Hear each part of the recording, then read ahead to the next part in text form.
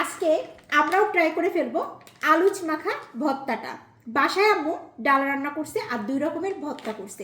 ভাবলাম ওই ভর্তাগুলোর সাথে যদি আলু ভর্তা না হয় তাহলে তো মানাবে না। তাই এই রাত্রেবেলা ছটপট আলু ভর্তা তৈরি করার জন্য আমি তাড়াতাড়ি করে এই আলুচটা দোকান থেকে কিনে নিয়ে আসছি। চলেন এখন ছটপট তৈরি করে ফেলি। প্রথমে প্যাকেটটা কেটে নিব। দেখি প্যাকেটের ভিতরে কি কি আছে।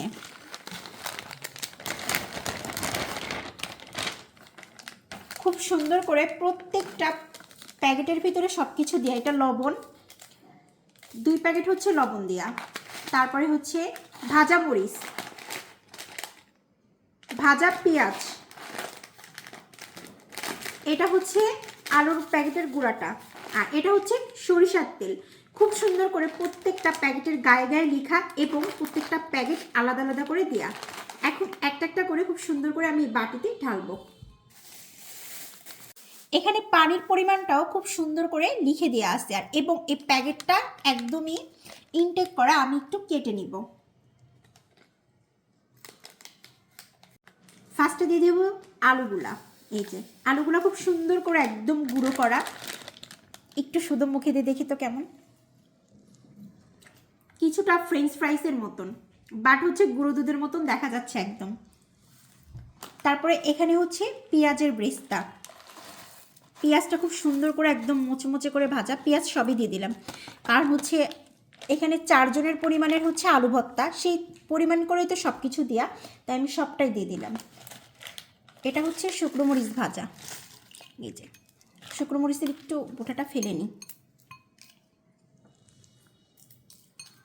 এখন হচ্ছে আমি 1 প্যাকেট লবণ সম্পূর্ণটা দিয়ে দিব। তারপরে যদি লবণ লাগে তখন আমি আরেক প্যাকেট থেকে অ্যাড করব। ও পেঁয়াজের ব্রেস্তাগুলো এত সুন্দর করে করা। এখন আমি হচ্ছে এই যে পানির পরিমাণটা কিন্তু আমি একদম পারফেক্টভাবে নিয়ে নিলাম। এখন হচ্ছে আমি অল্প একটু একটু করে পানি দিব। আগে হচ্ছে মরিচটা একটু ভালো করে করে নিই, ভেঙে নিই। এই যে আমি অল্প অল্প করে পানি দিচ্ছি আর সবগুলা একসাথে অ্যাড করতেছি। এখানে বলে রাখা ভালো, আলু ভর্তাটা কিন্তু 4 জনের জন্য জাস্ট। এখন খুব ভালো করে আমি পানি দেওয়ার পরে একসাথে সবগুলো মিক্সড করে নিচ্ছি। এই পর্যায়ে আমি দিয়ে দিব সরষের তেল। এই যে সরষের তেলের পরিমাণটা কিন্তু বেশ অনেকটাই দেওয়া আছে।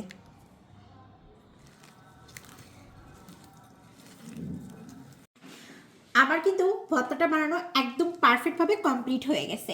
এখন আমি এই পর্যায়ে আমার গাছের ধনের পাতাটা আমি অ্যাড করব, যেটা আমি বেলকনিতে লাগাইছিলাম, যাতে এক্সট্রা একটু টেস্ট আরও বাড়ে এই জন্য। এখন হচ্ছে আমি ভর্তাটা টেস্ট করব ভাতের সাথে, দেখা যাক কেমন হয়েছে।